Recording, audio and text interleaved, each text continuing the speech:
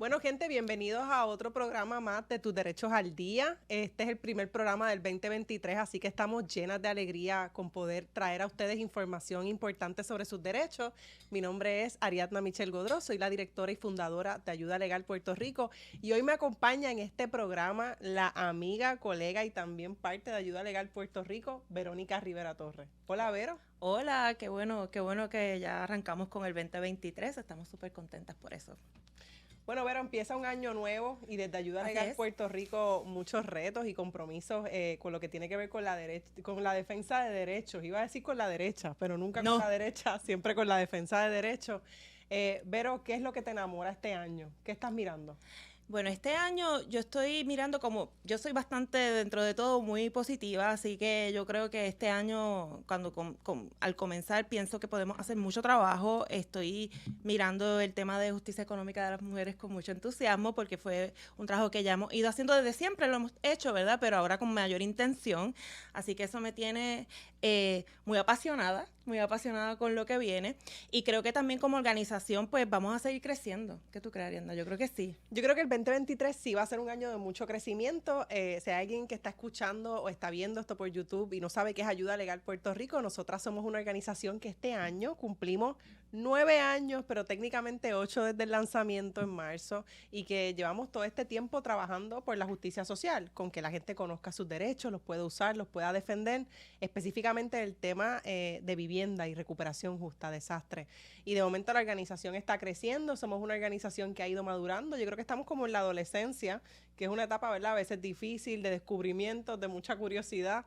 Y de repente, pues el tema de justicia económica, como bien tú dices, es un tema crucial.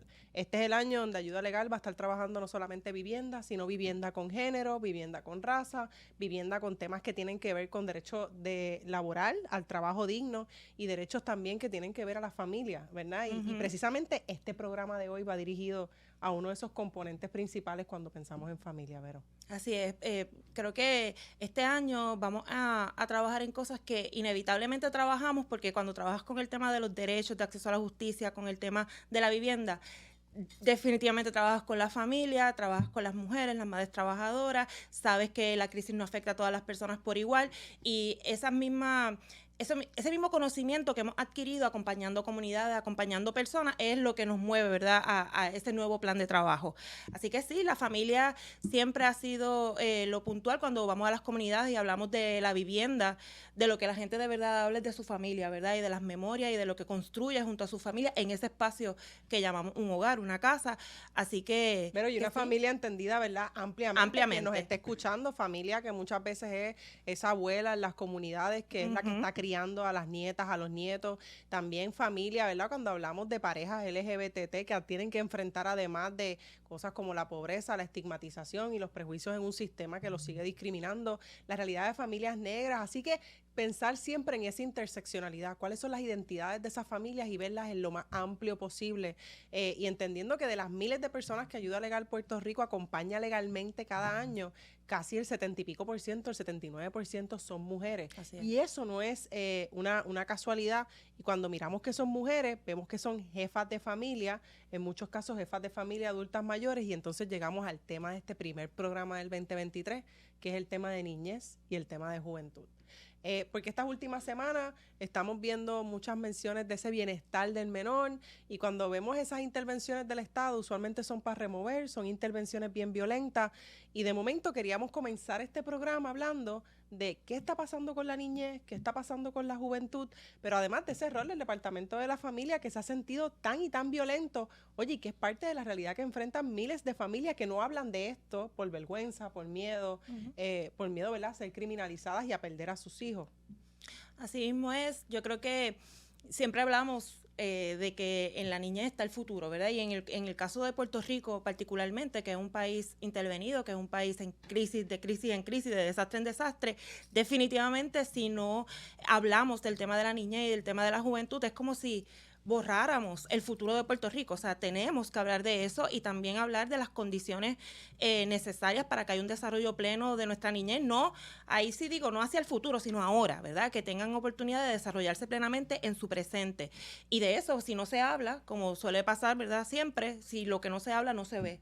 Así que a mí me parece importante que esa realidad que cada cierto tiempo nos explota en la cara y que lo vemos en los medios de comunicación y que hay un caso particular que nos sacude de una manera extraordinaria, pues creo que hay que aprovechar la oportunidad para hablar, abrir la mesa a la discusión y un poco problematizar dónde es que estamos parados hoy, ahora mismo. Y tratar de hablarlo en su justo tamaño, ¿verdad? Sí. Lamentablemente estos temas de niñez, estos temas que tienen que ver con estas remociones del Departamento de Familia, usualmente donde se discuten va a ser en las redes sociales, en Facebook, en Twitter, a veces con las mejores intenciones, pero como hemos hablado aquí con el caso de violencia de género, nos impiden, ¿verdad?, atender estos casos y atender esas necesidades de la niñez yo creo que con mayor honestidad y también mayor responsabilidad de que al final estamos hablando de vidas, de pequeños seres humanos, de pequeñas seres humanas y de cuál es nuestro rol como defensoras de derechos humanos, pero también el rol del que comparte el post o el rol del que hace un comentario, el rol del que quiere estar bien informado, porque quiere aportar a esa discusión, porque quiere tener la conversación en su comunidad. Así que para eso tenemos el primer panel del año y nos encanta.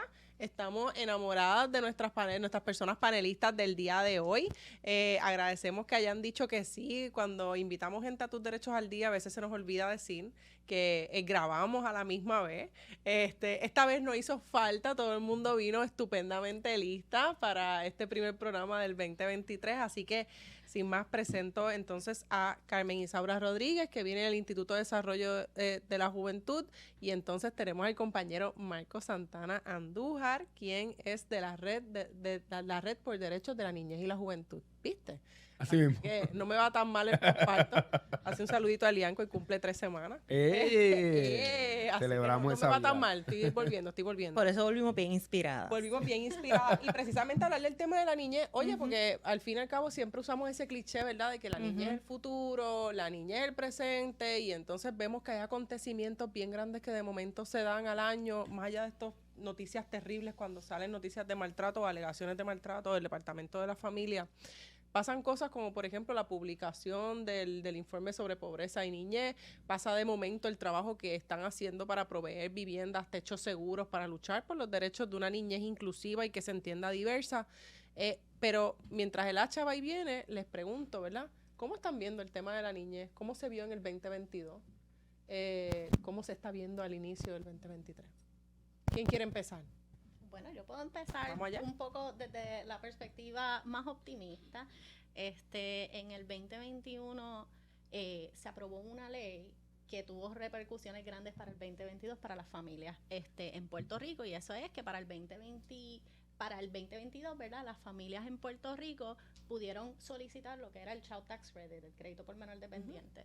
Y ese crédito por menor dependiente se hizo accesible a más familias que nunca. Antes menos de 10% de las familias en Puerto Rico cualificaban, y de repente, casi de manera universal, las familias podían solicitarlo, y era un crédito que no requería ingresos. Así que el impacto que eso tuvo en las familias fue sumamente significativo, porque representaba una entrada de dinero en unas circunstancias en donde se estaban enfrentando a unos retos de aumentos, ¿verdad?, en lo que es la luz, la gasolina. La pandemia, esa consecuencia de la pandemia del COVID.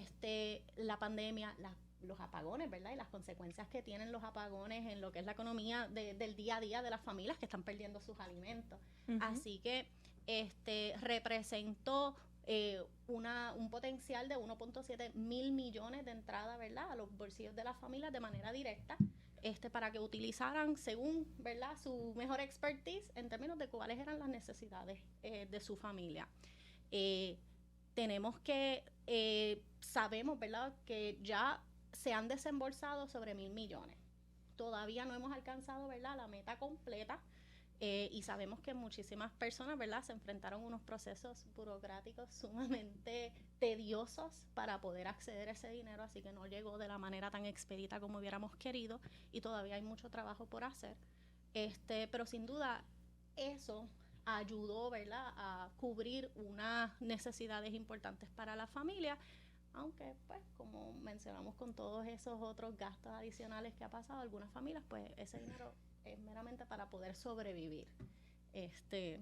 Y ahorita me gustaría, ¿verdad?, que rescatáramos el tema del Child Tax Credit, pero me pregunto si eso vino de la mano con que fue que en el 2021, 2022, Marcos, no sé cómo tú lo ves, después de la pandemia, ¿hubo entonces un esfuerzo comprensivo de políticas públicas para la niñez, o esto estamos hablando de cosas más sueltas, ¿verdad?, y no necesariamente conectadas a una intención de trabajar con este público? Pues muchísimas gracias por la invitación. Gracias por no avisarme que íbamos a tener cámaras. Qué bueno que tuve. Estamos todas las No, es personas broma. aquí hermosas. Coincido con la compañera. Nosotros formamos parte de un grupo de compañeras y compañeros que apoyamos esa iniciativa aquí en Puerto Rico, pero como bien dice Adriana, no viene de la nada, ni tampoco es una dádiva del gobierno federal, ni tampoco es una dádiva de ningún gobierno, ¿verdad? Hay un trabajo que por muchos años sostenidamente muchos grupos de defensa de derechos de las familias y los niños y las niñas y las juventudes han estado gestionando, ¿verdad? Los compañeros del IDJ han hecho un trabajo de la pobreza increíble, y contestando, añadiendo un poco a la contestación de la primera pregunta, más centrada en el tema de violencia, que es un tema que nosotros hemos estado trabajando. Pues el año pasado, como terminan los últimos años por la última década, hemos recibido sobre 15,000 referidos de maltrato en el Departamento de Familia, y estos son los que se atienden, porque el departamento ha admitido públicamente que hay un gran % de llamadas que ni se pueden contestar. Así que ese es como un panorama bien complejo. Sobre 2,000 menores de edad en nuestras escuelas públicas viven sin hogar fijo. Esto significa que están en moteles, en carros o durmiendo de casa en casa. Estos son datos del Departamento de Educación Federal y de la División de Homeless del Departamento de Educación. Hay 39 jóvenes que se le evadieron al sistema del Departamento de la Familia, que no se sabe dónde están. Así que hay un tema complicado, ¿verdad? Y sobre todo en el tema de la violencia, no solo familiar, sino la violencia institucional que vive la niñez y que vive la juventud. Y si bien es cierto que se han dado pasos importantes, como lo es el crédito por niños y otras iniciativas, lo cierto es que son como iniciativas sueltas y que hace falta verdaderamente una agenda que priorice la niñez. Y eso no pasó. No pasó el año pasado y no ha pasado por los últimos años. Así que cerró el año como otro año que le siguió dejando lo peor de este país a los niños y las niñas más pobres, a los niños y las niñas negros, de comunidades más marginadas, y los niños que tienen menos oportunidades, ¿verdad? Y obviamente pasan muchísimas cosas buenas, pero eso es una realidad, es un hecho, y también pues creo que es importante mencionarlo. Y Vero, sé que tú quieres intervenir con algo, pero entonces pienso que, igual que todas estas asignaciones de fondos que nos pasamos hablando en Ayuda Legal Puerto Rico y otras organizaciones hermanas, la realidad es que entonces termina siendo como parchito si no viene integrado a una política amplia. Entonces, estas asistencias que podrían ser justicia económica, realmente terminan siendo como, pues, no se quejen, como cuando le daban a la gente, no sé si se acuerdan, los 1,400 pesos que le dieron a la gente en la pandemia. Y la gente te decía, pero tú no has saldado el carro, tú no cogiste chavo, o tú no has saldado la casa, tú no cogiste chavo, o no puedes pagar la renta, hacer la compra con todos estos $1,400 que te dieron, ¿verdad? Entonces me pregunto si esta lógica de los parchitos, ¿verdad? Es algo que seguimos viendo. Sí, les escuchamos y sabemos que todo lo que ustedes dicen es algo que afecta a muchas esferas en Puerto Rico que tienen que ver con derechos fundamentales. O sea, y el asunto particularmente del Departamento de la Familia y esos referidos, Marcos, que me hace pensar en por qué se acumulan también tanto, no solamente en términos de la respuesta del Departamento de la Familia, que podemos identificar, ¿verdad?, deficiencias, pero también qué pasa cuando un país entiende que lo único que puede para resolver un problema en que siente que un niño o una niña puede estar en peligro es llamar al Estado, ¿verdad? Y en términos de políticas públicas, ¿qué has pensado, Marcos, que sería una forma correcta de manejarlo desde el punto de vista del Estado, ¿verdad? Porque el Estado sabemos que nunca va a ser necesariamente quien va a dar siempre las mejores respuestas, pero sí tiene una responsabilidad. Sí, sobre por qué la gente, ¿verdad? Hay una percepción de que hay que llamar. Yo trabajé dentro del Departamento de la Familia, ¿verdad? Y soy trabajador social y por experiencia sé que la mayoría de esos referidos se pudieron atender sin llamar a familia. De hecho, hay estados que han hecho pilotos de poner en sus comandancias de la policía atender las llamadas a trabajadoras sociales en lugar de reaccionar a la policía, y ha reducido un montón la intervención de la Administración de Familias y Niños. Pero claro, eso es más costoso porque hay que tener los servicios para contestar. La gente llama porque hay esta percepción punitiva, porque el departamento, después de 50 y pico de años de su fundación y de su ley orgánica, pues se quedó con su modelo de seguridad, que es el mismo de hace 1000 años. Pasó María, pasó todo, pero el departamento tiene su mismo modelo de seguridad. Así que para transformar eso, ¿verdad? Y se siguen dando respuestas a nivel comunitario y nosotros creemos que en la base de las comunidades es que está el poder. Pero para que hayan cambios sistémicos, hay ahora mismo sobre la mesa, y nuestra organización ha estado impulsando desde el 2018 una reforma del sistema de bienestar, y tenemos en la Cámara y el Senado, en la Cámara el proyecto 537 y en el Senado el proyecto 911, para transformar la ley 246 y movernos de un sistema que criminaliza a las familias, que penaliza a las familias, que penaliza a las mujeres jefas de familia, prioritariamente porque son las que están criando en su mayoría, y movernos de ahí a otro lugar, a un lugar de prevención y apoyo a las familias. Se habla mucho de la cuestión fiscal, que no hay dinero. Con la aprobación de esa legislación, Puerto Rico, que es de los únicos estados que aún no ha temperado la legislación federal, pudiera acceder a más recursos para verdaderamente tener un departamento que funcione. Así que hay opciones sobre la mesa. Esta reforma en Estados Unidos fue impulsada por gente que sobrevivió al sistema. Boricuas criados en Estados Unidos como Sixto Cancel y un grupo increíble de puertorriqueños y de muchos países y de norteamericanos que impulsaron esta reforma y que se dio en Estados Unidos y que los estados la han implementado. Puerto Rico, por 1000 razones y por una falta de acción, no se ha aprobado, pero hay alternativas y nosotros y nosotras en la red pensamos que es un buen inicio. El proyecto no es perfecto, claro que no es perfecto, pero pensamos que es un buen inicio. La legislatura ha decidido sentársela encima, pero cuando salen casos en las redes sociales se rasgan las vestiduras y cada vez que leemos lo que escriben legisladores, yo digo, pero si tienen sobre su mesa un proyecto que pretende reformar este sistema y que el departamento ha aceptado que fracasó. Y esto no tiene que ver con una persona, las secretarias o secretarios son incidentales, es un problema estructural que requiere esta respuesta sistémica y nosotros creemos que ese es el primer camino. Tienen que pasar muchas otras cosas, desde luego, pero ese proyecto acercaría dinero, transformaría el departamento y al final el Estado tiene que aprobarlo porque el gobierno federal le ha dicho a los territorios y a los estados, si no tienes tu ley local, no vamos a seguir reembolsando de fondos. Así que el departamento tiene hasta junio para el gobierno para aprobarlo o no va a tener fondos. Y con el tema del Family First también entonces vienen otros temas que tienen que ver como la perspectiva de género, no querer aprobar un proyecto porque el proyecto También habla de equidad. Entonces, pero pensar en la interseccionalidad de la familia y cuál es el mensaje también, cuál es la prioridad de la niñez, a quién le estamos hablando cuando se rasgan las vestiduras. Pienso en casos recientes, ¿verdad?, de remociones, y sé que ahorita tú vas a hablar de remociones un poquito más tarde en el programa, pero pienso en esas interseccionalidades, cómo las están viendo. Tú, antes de estar trabajando en Instituto de Desarrollo de la Juventud, trabajabas también como defensora de familias inmigrantes fuera de Puerto Rico, pero ¿cómo se ve también esas intersecciones? Familias inmigrantes, jóvenes LGBT, ¿cómo lo ven? Bueno, en el IDJ la integración de la comunidad, eso no es negociable.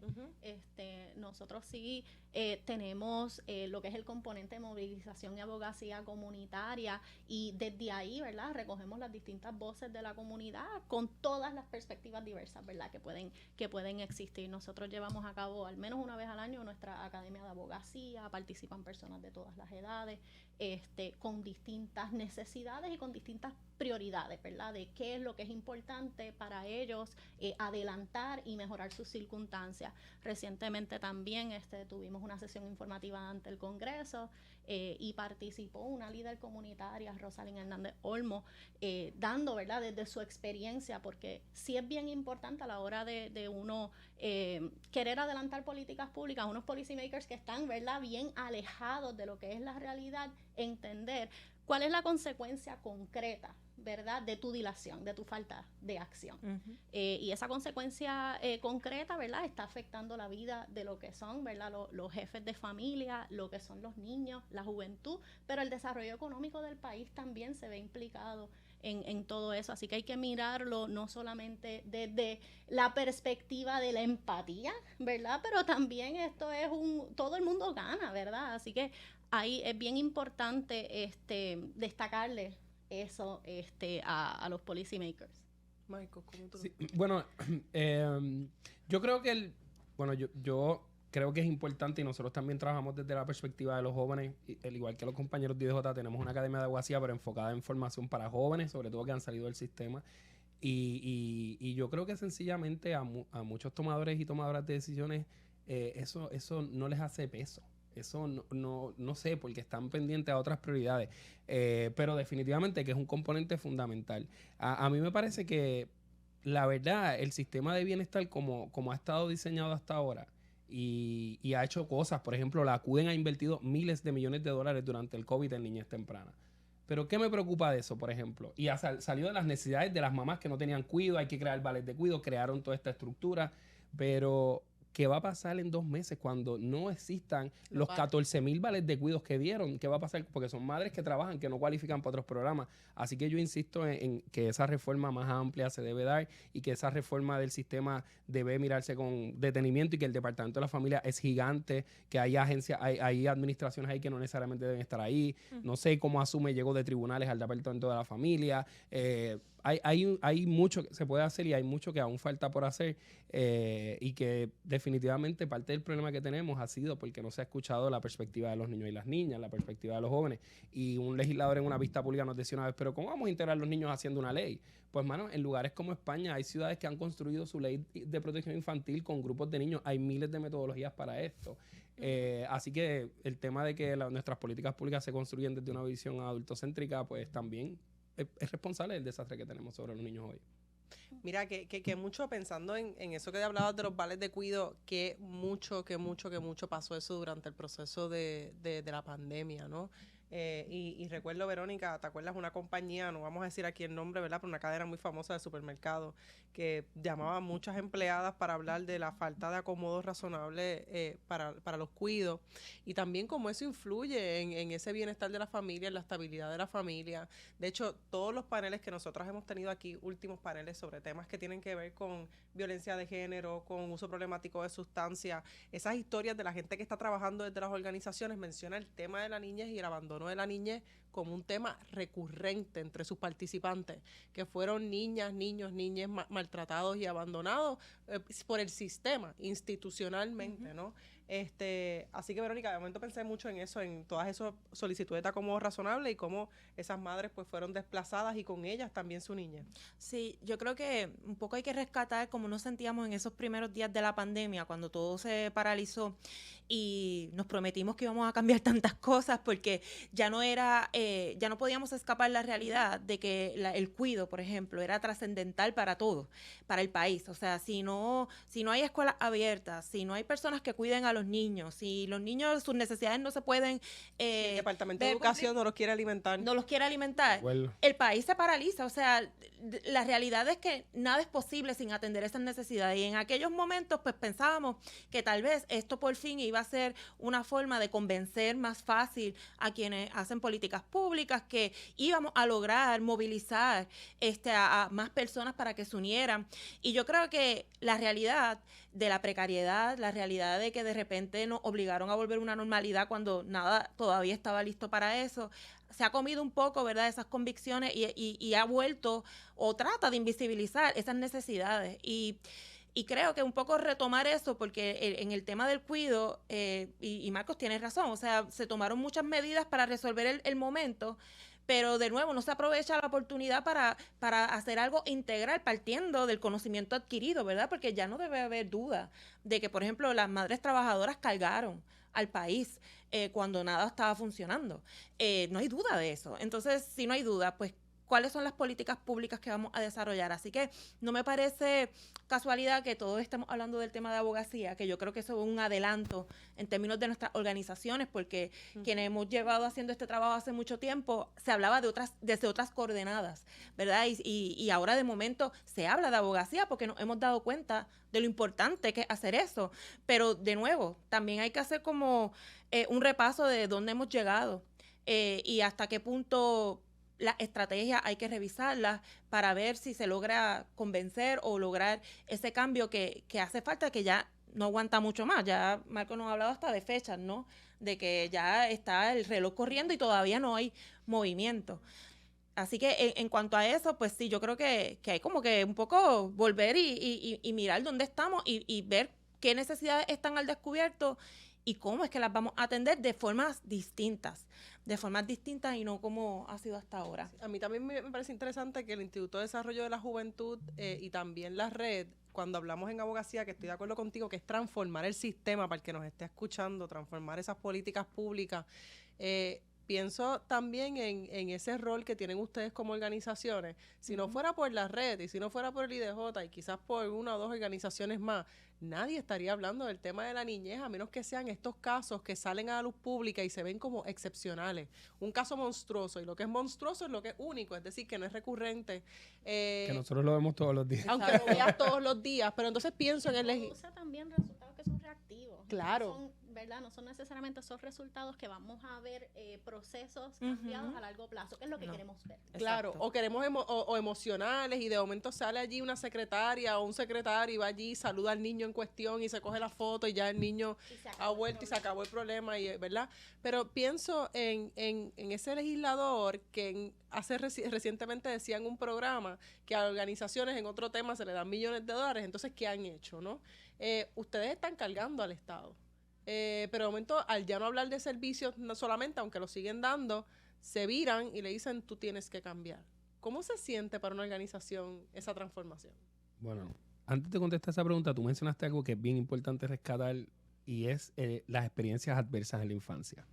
Cómo lo que ha pasado tiene una consecuencia no solo en la inmediatez de los niños, sino en su desarrollo evolutivo. Y tú mencionaste eso ahorita y eso es algo que está transversal en todo esto. Lo mencionó Verónica con el tema de la pandemia. Esas experiencias adversas han afectado y todavía no tenemos suficiente tiempo para evidenciar cuál ha sido el impacto, pero lo que sí podemos decir es que nuestros niños que históricamente han crecido en comunidades que ya está establecido, ¿verdad? Todas las precariedades, estos últimos desastres naturales, políticos y económicos, añaden más experiencias adversas en la infancia y nuestros niños crecen sin ser atendidas esas experiencias adversas en la infancia con problemas de memoria, con problemas de alimentación, se convierten en juventudes no atendidas porque las experiencias adversas en la infancia no se entienden como se entiende la diabetes y luego se convierten en adultos que van a reproducir probablemente lo que han vivido o que sencillamente no tienen las herramientas para enfrentarse a este país y la respuesta del Estado otra vez es punitiva. Así que como que es parte del ciclo, ¿no?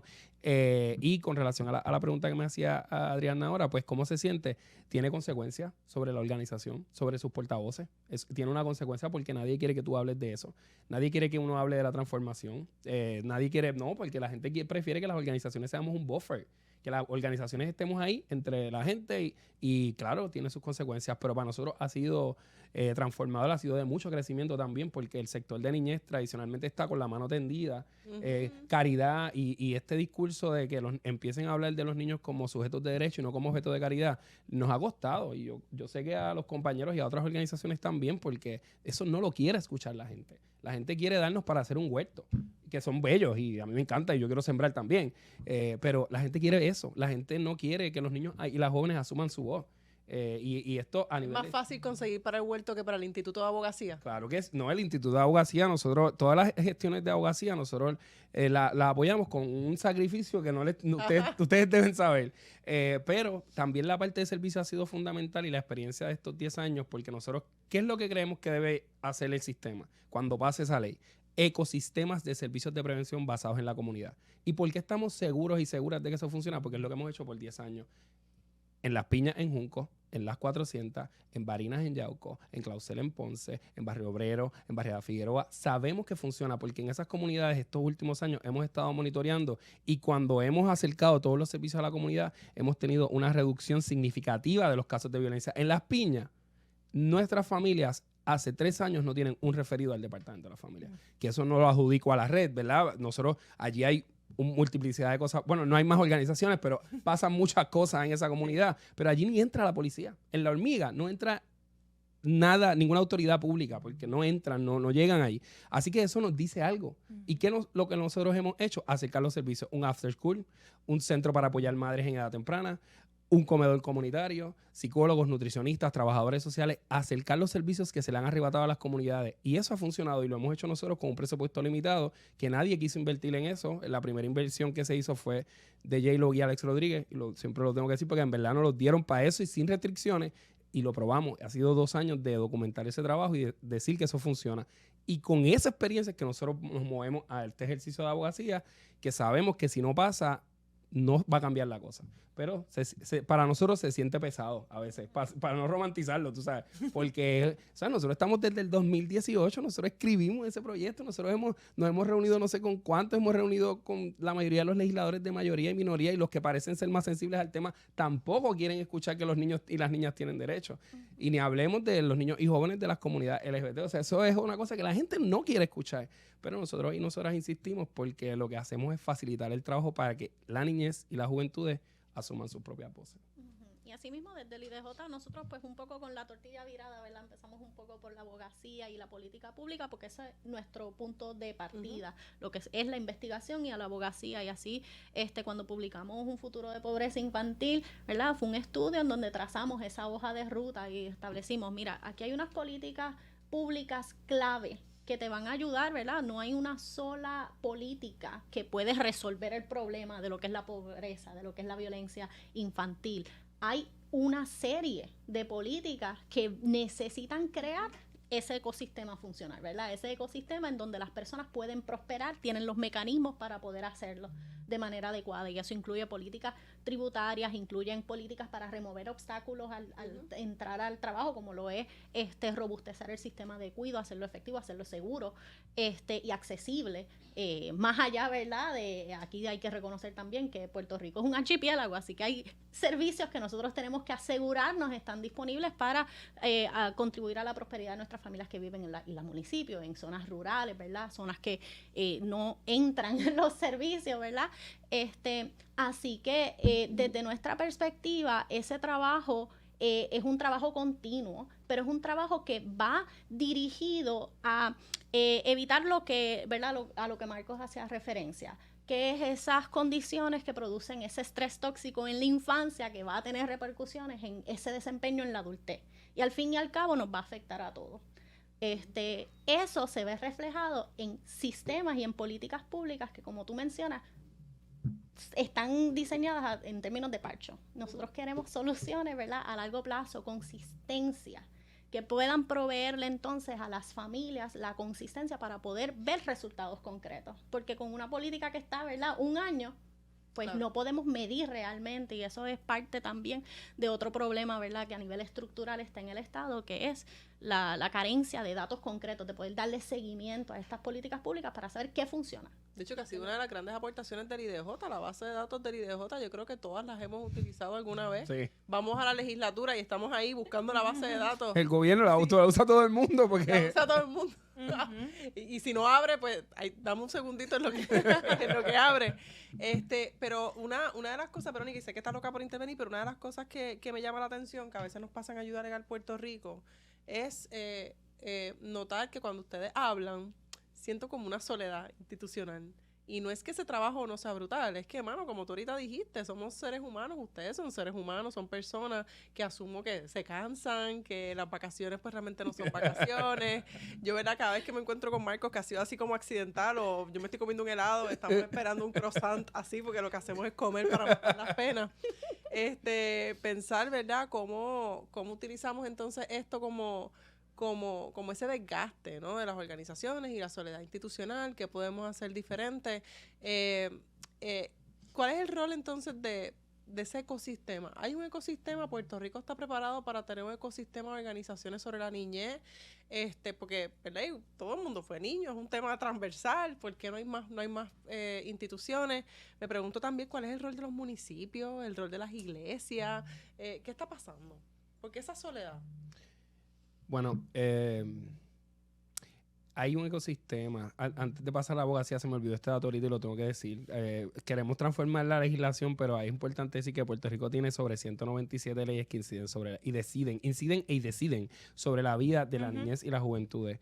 Y esas 197 leyes, y las que se hayan ocurrido en la última sesión legislativa que no he contado, no han garantizado, ¿verdad?, que realmente nos movamos. Así que ese ejercicio de incidir, hay que mirarlo, y nosotros hemos propuesto, y personas como Yadira Pizarro, la Ariemila Licea y otras personas han propuesto considerar un código de familia de niñez y juventudes, como lo hay en otros temas.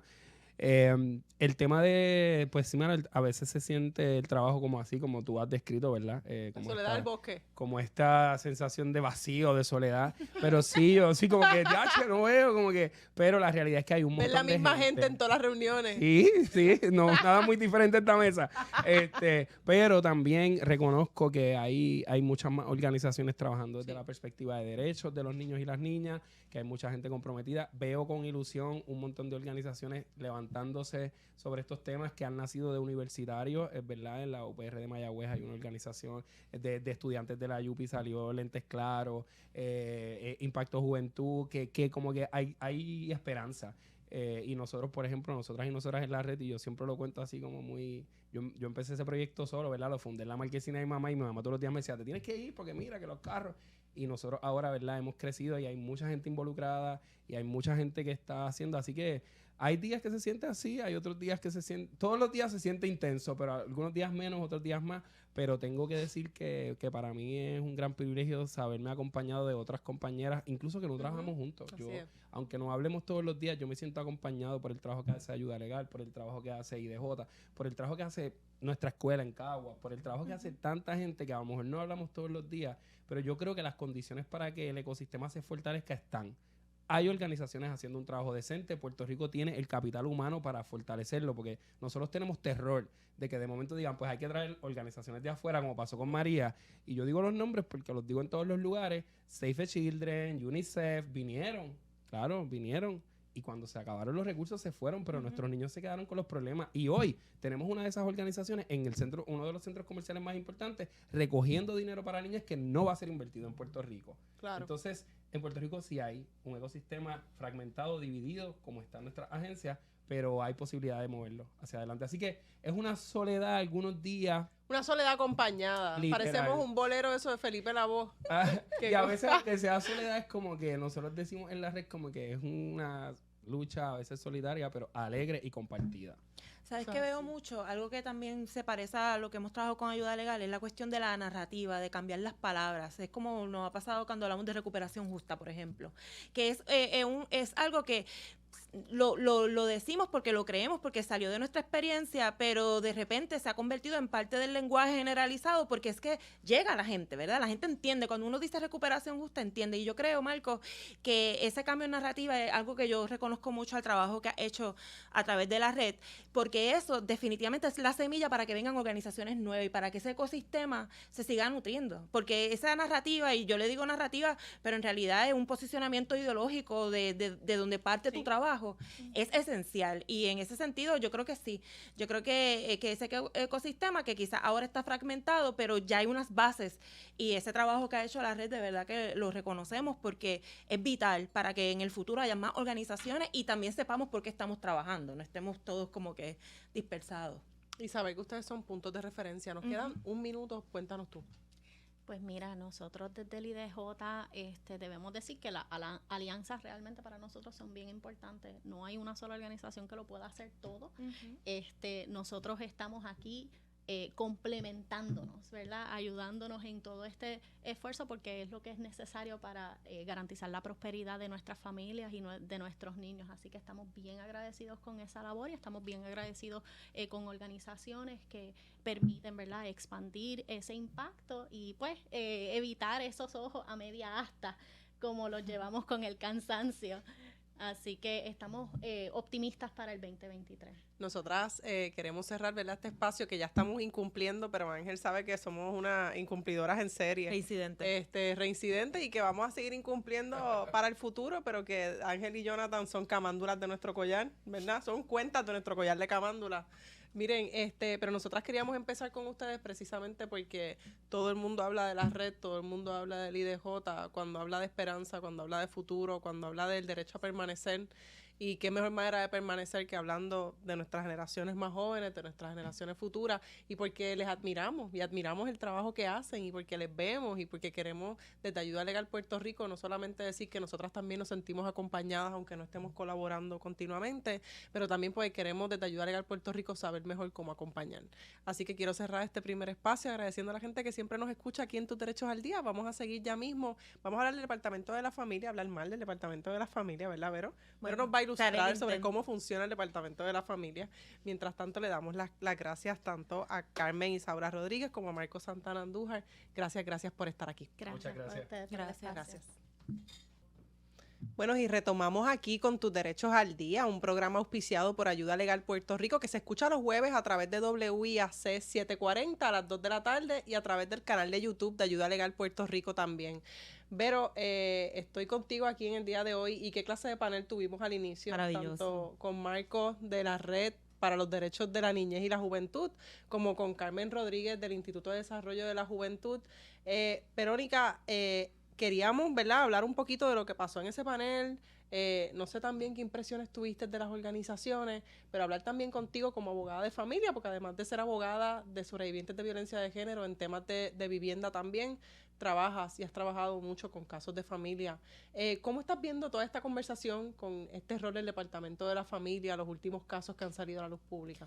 Estaba escuchando a los compañeros, particularmente lo que Marcos decía de la necesidad de transformar el sistema, y de verdad me llenó de mucha esperanza porque obviamente si las organizaciones de base comunitaria no empiezan a exigir esos cambios, es bien difícil que se den. Es verdad que le ha costado mucho trabajo, pero yo sé que eventualmente eso va a pasar porque es que no hay de otra alternativa.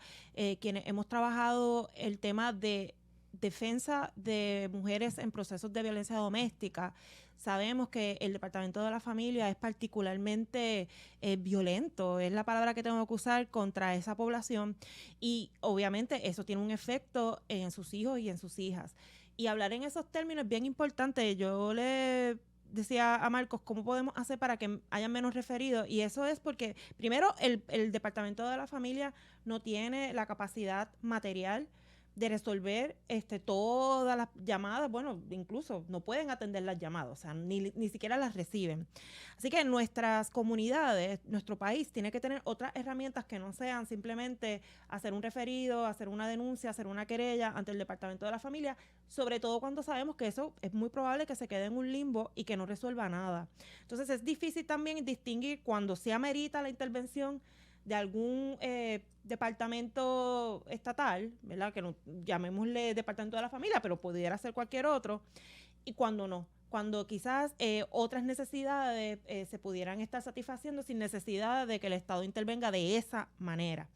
Así que varias cosas. Primero, estoy muy preocupada con la situación de cómo el Departamento de la Familia interviene con nuestras familias, particularmente con las madres trabajadoras o las madres jefas de familia o las sobrevivientes de violencia doméstica, pero también tengo que decir que tengo esperanza de que ya sobre la mesa están las conversaciones pertinentes para ya que haya un cambio, porque antes literalmente la única respuesta es llama al Departamento de la Familia.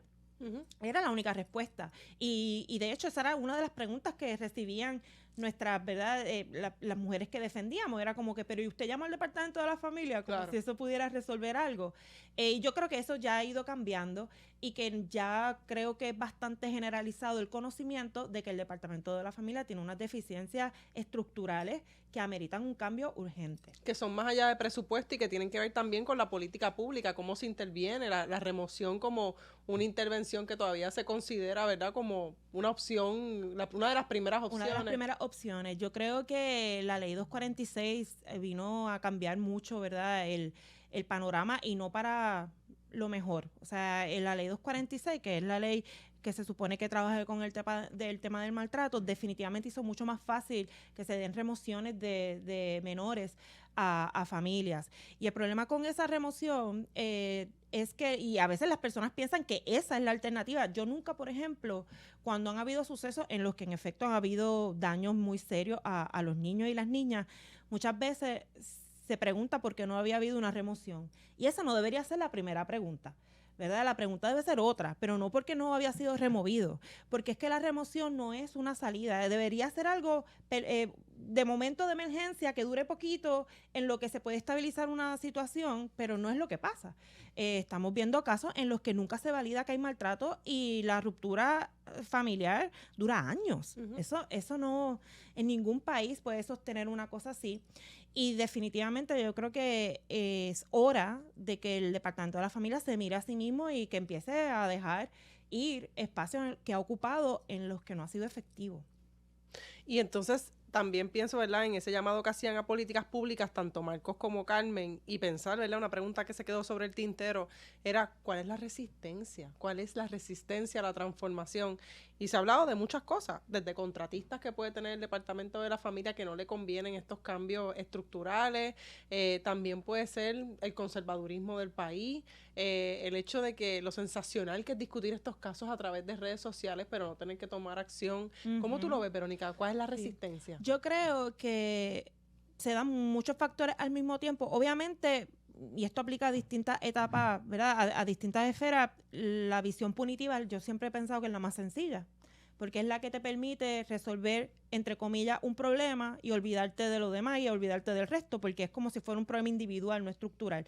Pues si usted es negligente, yo le remuevo al menor y allá reparta suerte, quizás vuelva a ver a su hijo, tal vez no, pero ya viene otro caso y otro caso y otro caso y voy apagando fuego.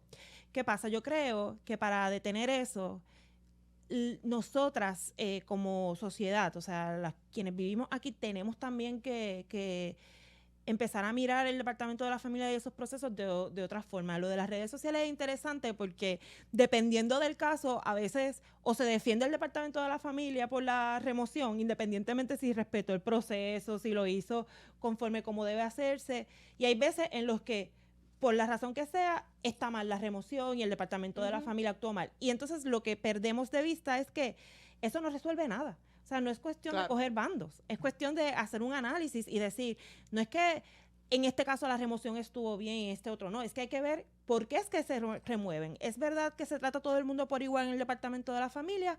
¿Una mujer que vive en un residencial público tiene las mismas oportunidades de que no le remuevan al menor a uno que vive en una urbanización? O sea, esas son las preguntas que debemos tener. ¿Cuál es el rol de una defensora? El rol de la defensora es tener claro que está ahí para defender los derechos humanos de la persona a la que está acompañando, y eso implica muchas veces saber cuándo decir que no se puede activar el Departamento de la Familia. Yo soy una defensora que cuando me dicen vamos a llamar al Departamento de la Familia, yo lo pienso 500,000 veces y trato de buscar muchas otras alternativas, y es importante que la gente sepa que existen. Hay alternativas, no hay por qué llamar al Departamento de la Familia en todas las ocasiones, porque a veces hay recursos familiares que ayudan, a veces hay programas comunitarios que van a atender necesidades, pero a veces, producto de la desesperación y del desconocimiento, llamamos al Departamento de la Familia pensando que esto pasa mucho con las mujeres sobrevivientes de violencia doméstica. Llaman al Departamento de la Familia pensando, por ejemplo, que el departamento va a defender a sus hijos de su padre, que es una persona agresora. Y lo que se sorprende muchas veces es que las que terminan criminalizadas son ellas, ya sea porque o no llamaron al departamento y cómo es posible que haya estado en una relación de maltrato y no nos hayas llamado, o simplemente no le creen y piensan que entonces la víctima es la parte agresora, o cuando viene a ver tenemos una mujer intervenida por el Estado, provocado por ella misma por una llamada que ella hizo de buena fe pensando que le iban a ayudar. Así que como yo sé eso y nos ha pasado tantas y tantas veces, siempre mi recomendación es que seamos muy cuidadosas con esos referidos y que sea literalmente la última alternativa cuando no hay otras. Verónica, una de las cosas, ¿verdad? Y quizás un poco para ir redondeando esta parte en Ayuda Legal Puerto Rico, dijimos que este año, y lo anunciábamos al inicio, íbamos a trabajar el tema de justicia económica, particularmente porque entendemos que el Estado, cuando el Estado interviene, no necesariamente ve esas sensibilidades en las relaciones, en las necesidades, en las carencias, en los deseos, sobre todo de las mujeres que son intervenidas, en este caso las madres, ¿verdad?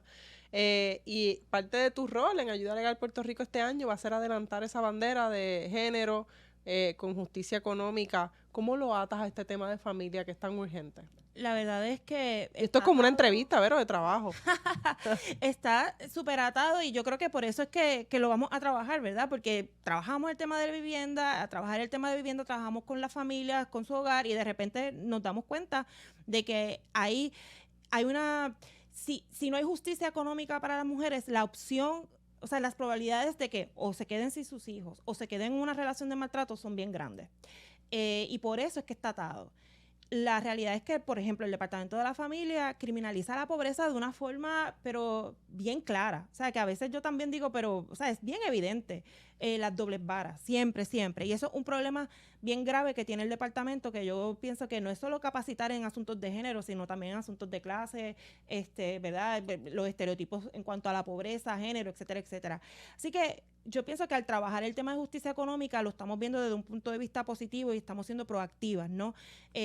Promoviendo políticas públicas que van a dar una base para que pueda haber un desarrollo pleno de las mujeres, también visibilizar esas conexiones que a veces no se ven, porque la realidad es que no se habla de esas dobles varas, ¿verdad? Y de ese discrimen institucional del Departamento de la Familia. Y creo que verlo desde el punto de vista de políticas públicas hacia adelante, ¿verdad? Creando nuevos espacios, creando nuevas herramientas, que es tan importante, creo que es una clave y va a ser un camino que vamos a explorar y que vamos a caminar juntas, que estoy convencida de que va a tener un impacto a distintos niveles, incluyendo esos procesos del Departamento de la Familia. Así sea. Mientras tanto, yo creo que ya es hora de cerrar entonces este primer programa del año, Vero, de tus derechos al día. Estamos emocionadas, fue un excelente panel.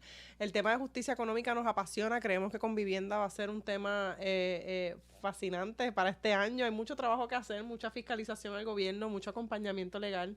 Y Vero, qué bueno darlo al lado tuyo. Así que celebro eso muchas veces. Así que, gente, les invitamos a seguir sintonizando Tus Derechos al Día todos los jueves a las 2 p.m. a través de WIAC 740 AM y a través de nuestro canal de YouTube de Ayuda Legal Puerto Rico. Y como siempre decimos, conocer tus derechos es poder. Vero, gracias. A ti.